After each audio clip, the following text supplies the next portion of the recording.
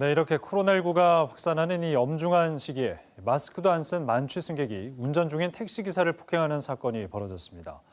아무 이유도 없이 승객이 자꾸 옷을 잡아당겨서 위험하니 그러지 말라고 말하자 택시기사를 폭행했습니다. 김아른의 기자의 보도입니다. 늦은 밤 택시에 탄 승객이 몸을 심하게 흐느적거립니다. 마스크도 쓰지 않았습니다. 잠시 후 택시기사의 옷을 잡아당기기 시작합니다. 잡지 말고 잡아주세요. 일어나지 말아야. 이 말이 떨어지자마자 만취의 이 승객은 택시기사 머리카락을 잡아당기고 얼굴을 수차례 때립니다.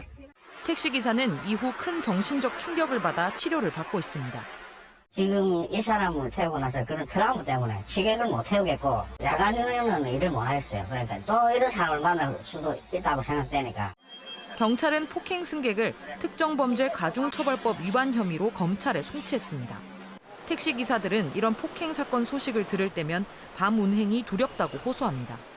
술 한잔 먹은 기분에 야, 자, 뭐 반말 짓거리게 하고 마스크 써달라고 하는데 뭐 바로 폭행이 들어온다 하면 누구든지 다 불안하지. 택시 내 격벽을 설치하면 그나마 폭행 피해를 줄일 수 있어 4년 전 부산시가 격벽 설치를 추진했지만 이마저도 참여율이 낮아 중단됐습니다. 비용이 만만치 않아서 못해요. 사실 현실적으로 지금 택시 업체가 다 힘든 상황이라 더더욱 그런데 그래서 그거를 좀 정부나 지자체에서 재정 지원을 해달라. 전국 택시연맹의 조사 결과 택시기사를 상대로 한 승객의 폭행 사건이 지난해만 전국적으로 77건이 발생했습니다. KBS 뉴스 김아른입니다. 네, 앞서 보신 것처럼 최근 택시 안에서 코로나19 방역 수칙을 어기거나 또 택시기사를 폭행하는 사건이 잇따르고 있습니다. 안전시설 설치 등 대안은 없는지 취재기자와 자세한 얘기 나눠보겠습니다. 김아른의 기자 나와 있습니다. 어서 오십시오. 안녕하십니까. 예, 코로나19 이후로 이 택시기사분들 감염에 대한 우려도 있고요. 또 손님이 줄어서 수입도 좀 떨어졌을 것 같은데 이렇게 승객과의 마찰 스트레스까지 좀 힘드실 것 같습니다. 네, 지금 앞서 보신 뉴스처럼 보통 밤에 폭행 사건이 자주 일어나고 있는데요. 네네. 폭행뿐만 아니라 일부 취객들은 방역 수칙까지 어기는 경우가 많습니다. 네. 현장에서는 오죽하면 사비를 털어서 마스크를 구비해 놓는다는 기사분들도 계셨는데요. 특히 코로나19 이후 밤에 운영을 하는 택시 기사들은 여러 고충을 호소하고 있습니다. 예. 방역 대책으로 밤에 가게들의 영업시간이 줄어들어서 손님도 많지 않기 때문에 이미 영업 타격이 상당하다는 건데요. 여기다 매번 승객들의 방문 이력을 남기기 위해 안심콜이나 탑승 명부를 작성해야 합니다. 예. 이 과정에서 또 승객들과 실랑이가 벌어지는 등 어려움이 많다는 겁니다.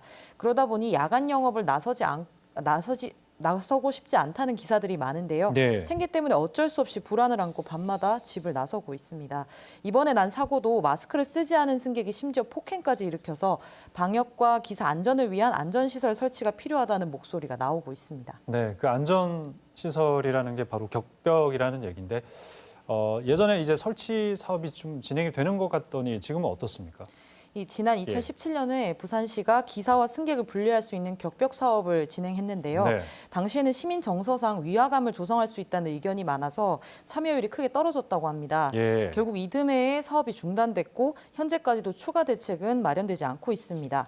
하지만 지난해부터 코로나19 등 방역 대책의 하나로 격벽 설치가 필요하다는 주장이 다시 제기되고 있는데요.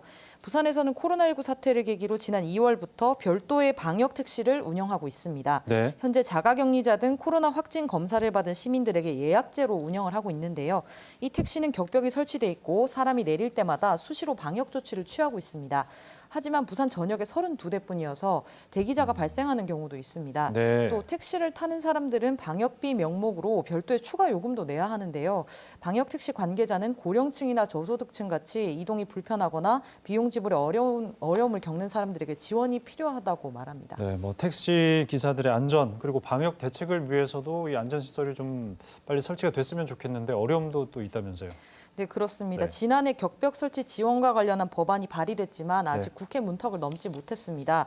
예산 문제 등을 이유로 자치단체 사업도 전혀 진행되지 않고 있고요. 네. 격벽은 택시 한 대당 적게는 15만 원에서 많게는 40만 원 가까이의 설치 비용이 듭니다. 일부 개인 택시는 사비를 털어서 격벽을 설치하는 경우도 있습니다. 하지만 회사가 차를 소유한 법인 택시는 회사에서 격벽을 설치해줘야 하는데요. 그렇겠죠. 예. 현재 코로나19로 워낙 택시 업계가 불경기다 보니까 회사 측에서도 쉽사리 업무 엄두를 내지 못하고 있습니다. 네. 또 노조 측에서는 내부 CCTV 설치도 주장하고 있는데요. 블랙박스가 내부 소리만 녹음되는 방식이다 보니까 폭행 등 강력 사건이 발생했을 때 이를 입증할 증거가 부족하다는 겁니다. 앞의 사례는 휴대전화로 녹화를 할 수 있어서 운전 중 폭행 혐의로 특정범죄 가중처벌법이 적용됐는데요. 하지만 내부 CCTV를 설치하는 사안은 승객의 개인정보를 이유로 국토교통부가 현재 반대하고 있습니다. 네, 잘 들었습니다. 고맙습니다.